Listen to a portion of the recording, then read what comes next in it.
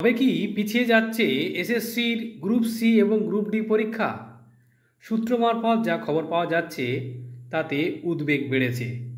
আপনারা জানেন যে এসএসসি নবম দশম এবং একাদশ দ্বাদশের মতো গ্রুপ সি এবং গ্রুপ ডি পরীক্ষার বিজ্ঞপ্তি দেওয়ার কথা এবং সেই সঙ্গে 16ই সেপ্টেম্বর থেকে আবেদন করার কথাও ছিল, চলবে 31শে অক্টোবর পর্যন্ত।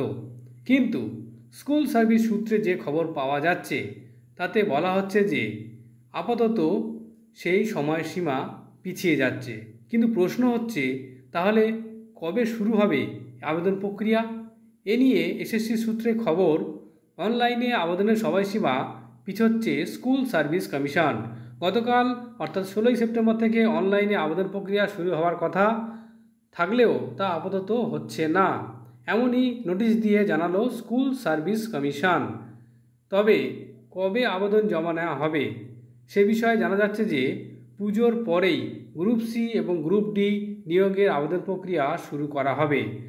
কিন্তু এখনই শুরু হচ্ছে না আবেদন প্রক্রিয়া। আপাতত সেই প্রক্রিয়া পিছিয়ে দিল স্কুল সার্ভিস কমিশন।